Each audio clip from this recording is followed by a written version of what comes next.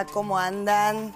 Bueno, a ver, ¿qué tenemos hoy en el laboratorio? Veo columnas, unos libros muy antiguos, tenemos una maqueta, uvas. Mirá vos, mucha fruta en bandejas. ¿De qué hablaremos hoy? Profe, ¿dónde anda? ¿Y qué quieren decir todos estos carteles que dicen Roma? ¿Tiene que ver con eso de que todos los caminos conducen a Roma? Todos los caminos conducen a Roma. Sí, ese es un dicho muy popular y muy antiguo también.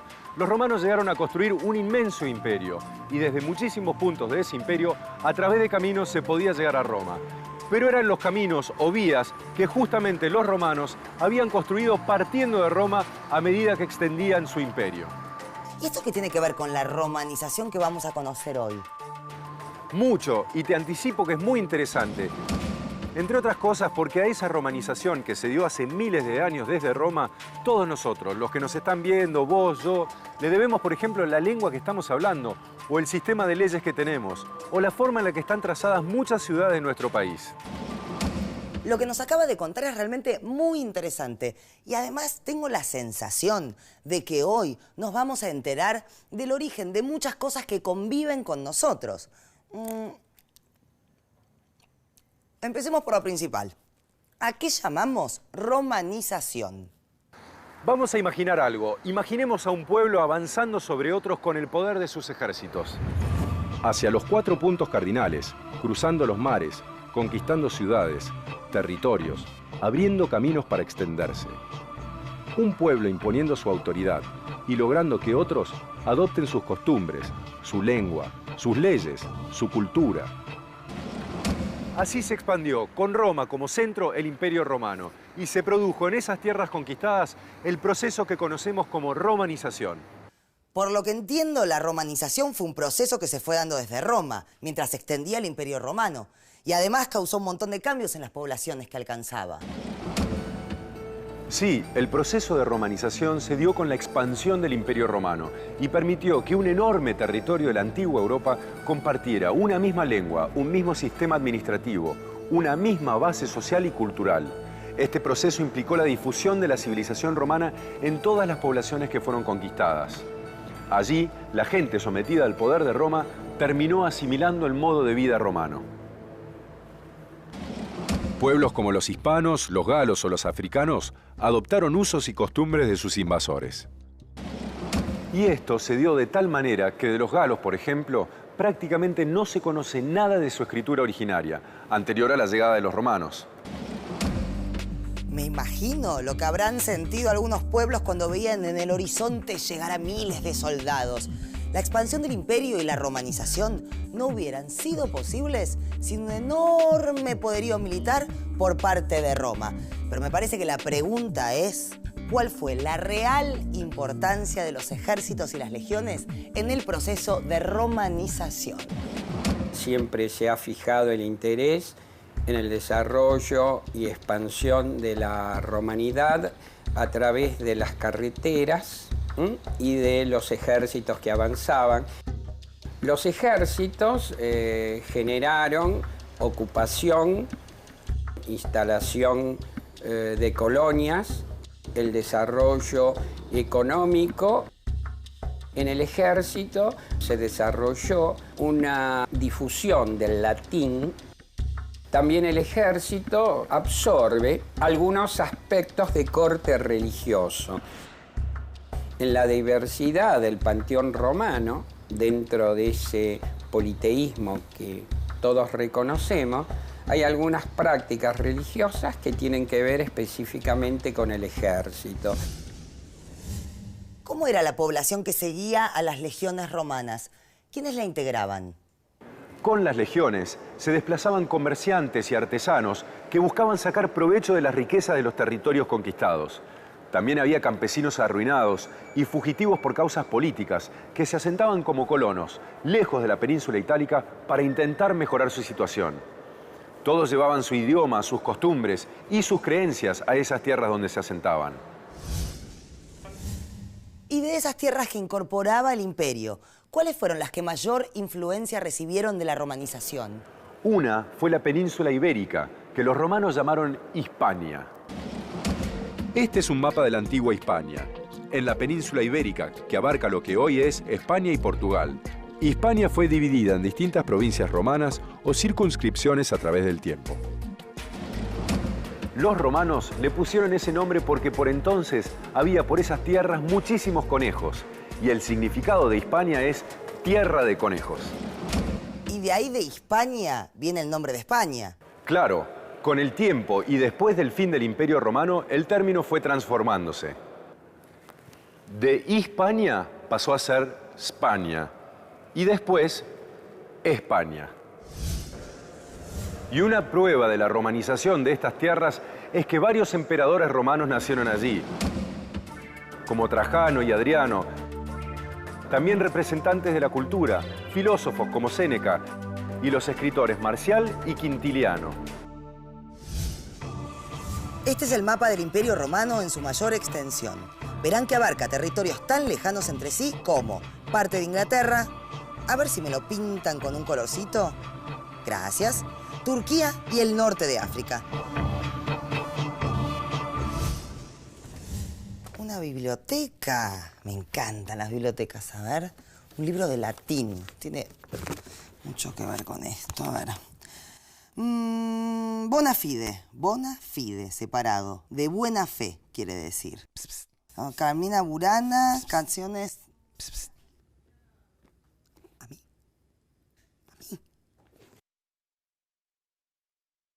Mirá que pasan cosas raras en este laboratorio, ¿eh? ¿A mí me está chistando? Bueno, a ver si entendés latín con ese aspecto. A ver, carpe diem. Cabe canem. Confer. Cogito ergo sum. Ernestina. Bueno, perdón. Estaba leyendo en latín. Bueno, en realidad lo estaba intentando porque la verdad no es nada fácil. En los primeros tiempos de Roma, entre los siglos 8 y 9 a.C., el latín era una lengua de campesinos, no era hablado por una gran población, y su extensión era limitada. Por eso, apenas podía haber literatura en latín. Sin embargo, el español que hablamos o el portugués son lenguas románicas que derivan del latín, que fue extendiéndose con el imperio. Pero ¿cómo fue imponiéndose el latín? Durante los siglos anteriores a la expansión romana, en la península itálica habitaron diversos pueblos. Los etruscos, por ejemplo, que dominaron Roma por un período. La ciudad también fue invadida por los galos, pero después Roma fue extendiendo su poder por el resto de la península y hacia fines del siglo IV a.C. se había impuesto a sus vecinos. Los etruscos influyeron en la lengua y la cultura de Roma, pero sobre el latín fue mucho mayor la influencia de los griegos. Durante el imperio, el latín se convirtió en la lengua común en su parte occidental y en la oriental predominó el griego. A su vez, el latín se transformó en la lengua de la administración, el comercio, la cultura y el ejército. A mí me gustaría que nos cuenten qué era el latín clásico y además quiénes lo utilizaban. Supongo que ustedes también. El latín clásico era el latín escrito y el latín que utilizaron las clases administrativas, las clases del poder político y económico de Roma, fundamentalmente una vez que estaban expandiéndose a lo largo del Mediterráneo occidental y del Mediterráneo oriental. La impronta de lo que debería ser una lengua que se utilizara no solamente desde el punto de vista administrativo, sino fundamentalmente desde el punto de vista cultural, era esa impronta que habían recibido de los griegos, que habían sido conquistados por los militares romanos. El alcance que tuvo el latín clásico es el alcance que puede tener un modelo.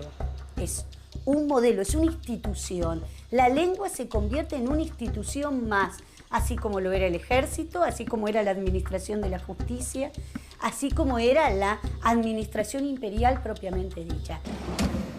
Escándalo del latín scandalum. Escarabajo del latín scarabeus.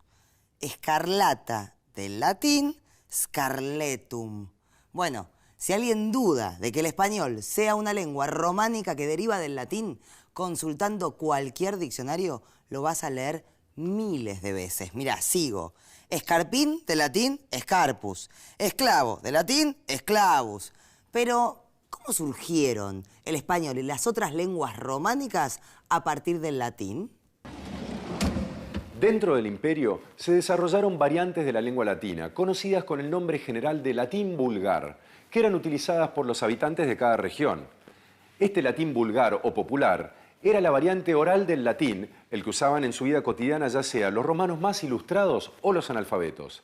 Este latín vulgar es importantísimo porque de él, y no del latín culto de la literatura, es que proceden las lenguas romances o románicas, como el español.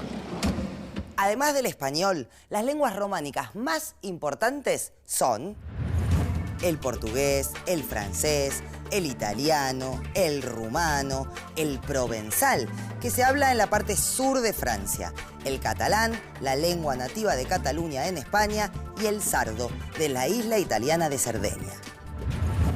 Este es el mapa de la red de comunicaciones, de caminos que construyeron los romanos, nada más que en la península ibérica. Pero estos caminos se extendían por todo el imperio. Era por eso que dijimos hace un rato que todos los caminos conducen a Roma, ¿se acuerdan?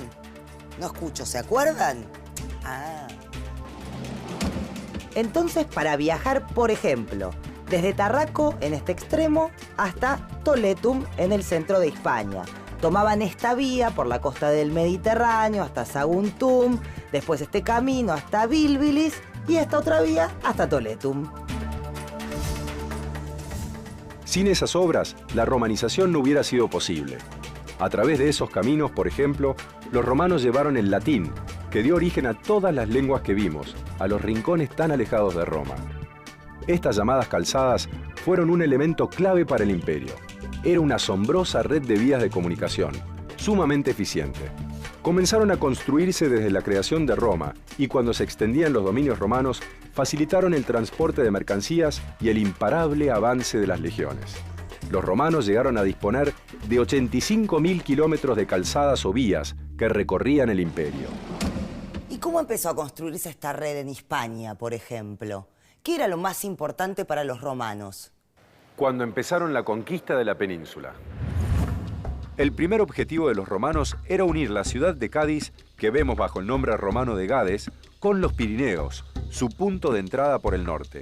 Cádiz era una de las ciudades más antiguas de Europa y por entonces la más importante de Hispania. Las principales vías romanas fueron siguiendo los fértiles valles de los ríos Ebro, Duero, Tajo, Guadiana y Guadalquivir, y la ruta natural de la costa oriental. Sobre estos ríos, los romanos también construyeron puentes, como el de la ciudad de Córdoba, sobre el Guadalquivir, o el de Mérida, sobre el Guadiana, que aún se conservan. En las vías, los romanos ubicaban cada 1000 pasos unos monolitos cilíndricos, macizos, de unos 2 metros de altura. Se llamaban milarios y tenían escrita la distancia entre ese punto y el lugar de partida o de llegada de la vía. Me gustaría saber cómo era la construcción de estas vías, cómo las hacían. Primero trazaban el recorrido que debía seguir la carretera y excavaban 2 pequeños canales paralelos que eran recubiertos por 2 hileras de piedras. Así quedaba delimitado su ancho.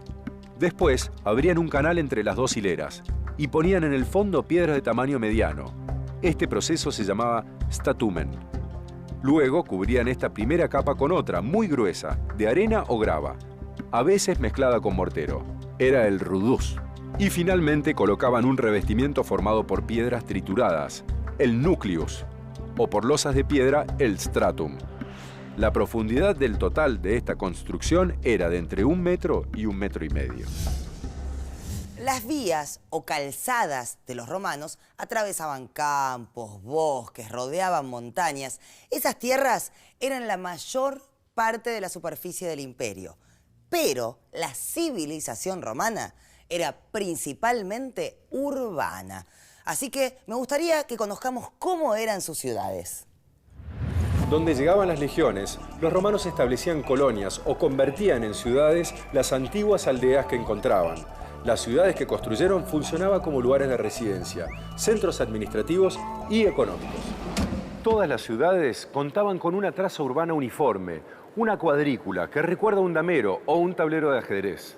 Las ciudades romanas se trazaban en forma de cuadrícula, con las calles que se cortaban en las 2 direcciones. Por eso forman las manzanas. Claro, el trazado se basaba en dos grandes calles principales que como ejes se cortaban en el centro de la ciudad, delimitando 4 zonas o barrios. La calle que corría de este a oeste se llamaba Decumanus y la que corría de norte a sur, Cardo. En el cruce de ambas se abría un amplio espacio, el foro o plaza pública, centro de la actividad política, religiosa, festiva y comercial. Alrededor del foro se levantaban la curia, sede del Senado municipal, la basílica, reservada a la justicia y las transacciones comerciales, y edificios religiosos como templos y altares. Las restantes calles corrían paralelas a las principales, completando la cuadrícula. Fuera del recinto urbano ubicaban depósitos y el cementerio. También había ciudades que no solo abarcaban el núcleo urbano, sino también las tierras y aldeas que las rodeaban. A estas ciudades se les otorgaba la categoría de municipio romano. Algunas eran fundadas ya con ese propósito, con ese estatus jurídico. Este trazado en cuadrícula fue difundido por los romanos por todo el imperio. Y es el mismo trazado de las ciudades latinoamericanas que fundaron los españoles. Esto quiere decir que trajeron la misma manera de distribuir las manzanas, llamada cuadrícula romana, a América. Claro, a partir del siglo XV, este trazado fue introducido por los españoles y portugueses para las ciudades que levantaron desde México hasta el Río de la Plata. Igual que las romanas, estaban recorridas por calles que se cortaban perpendicularmente formando manzanas. Cada una de estas manzanas se dividía en partes llamadas solares, que el conquistador asignaba a los primeros habitantes para su vivienda. La plaza mayor o principal se ubicaba en la manzana central y en las ciudades costeras junto al puerto. A su alrededor se ubicaban los principales edificios públicos como la iglesia mayor, las dependencias de gobierno, el cabildo. En nuestro país, esta traza puede verse claramente en el centro histórico de las ciudades fundadas por los españoles. Algunas diferencias, como la inclusión de calles diagonales o anchas avenidas, fueron modificaciones posteriores. Cuando los romanos fundan las ciudades a partir del campamento militar, la fundan con varias características particulares. Una de ellas es que trazan 2 avenidas, una norte-sur y una este-oeste, que son el Cardo y el Decumano. Ese modo de fundación es bastante aplicado luego, o se puede leer muy claramente, en las ciudades de Indias, en todas las ciudades que se fundan en América, que todas tienen una avenida transversal a otra y en el centro de las mismas la plaza. Y luego se produce la división de las ciudades en solares, donde van las iglesias para cada congregación, cuáles solares van para cada persona. La Casa Chorizo, que es quizá uno de los aportes más llamativos de Argentina dentro de la arquitectura, es la división de la Casa Mediterránea. La Casa Mediterránea es originaria, o por lo menos podemos rastrear un origen en la Domus Romana, que es una casa de patio que todos los locales dan a ese patio. O sea, es algo bastante visible en América, quizá uno de los rasgos más claros que se pueden tomar dentro de la romanización. Ya hablamos de la lengua, ya hablamos de la traza de las ciudades, pero ¿qué otra herencia importante tendremos de los romanos? El derecho. El derecho fue una de las grandes creaciones del pueblo romano. El derecho romano es un conjunto de normas acumuladas a lo largo de la historia de Roma. Esas normas incluyen leyes no escritas o consuetudinarias, heredadas de sus antepasados, leyes escritas, comentarios de esas leyes, ejemplos de la sentencia de los prétores, que eran los magistrados, y edictos promulgados por ellos.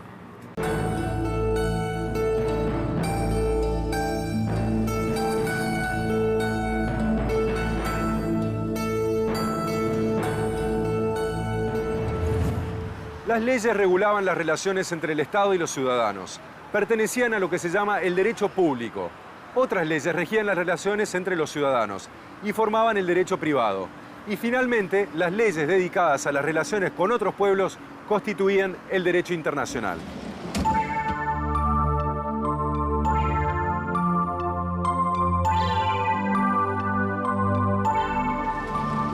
El origen del derecho romano fue la ley de las 12 tablas, redactada en el siglo V a.C.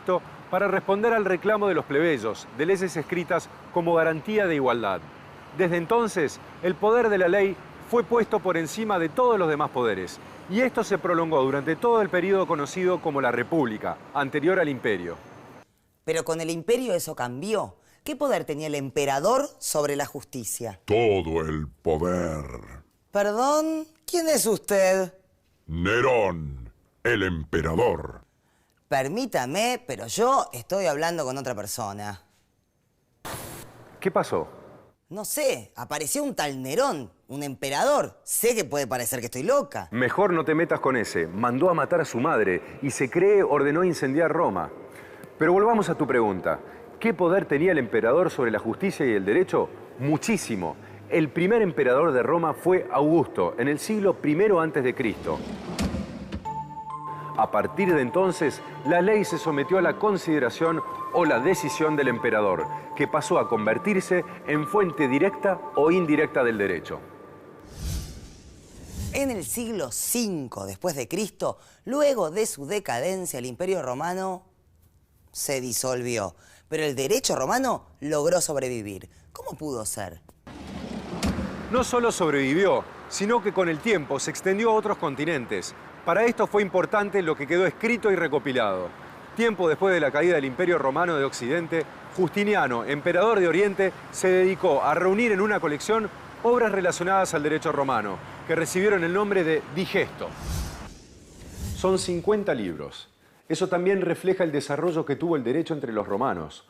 Hoy se considera el derecho como una de las más importantes contribuciones de los romanos a la civilización occidental. El concepto de romanización describe la integración plena de una sociedad en el conjunto del mundo romano.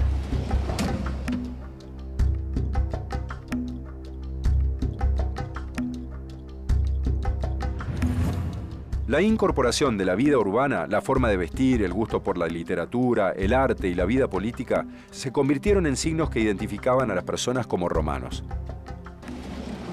Los canales o vías más importantes de la romanización fueron la fundación de colonias, la presencia de las legiones y los comerciantes de la capital, que transmitían las costumbres romanas en los distintos territorios del imperio. ¿Qué pasó con los distintos pueblos a medida que los romanos ocupaban su territorio?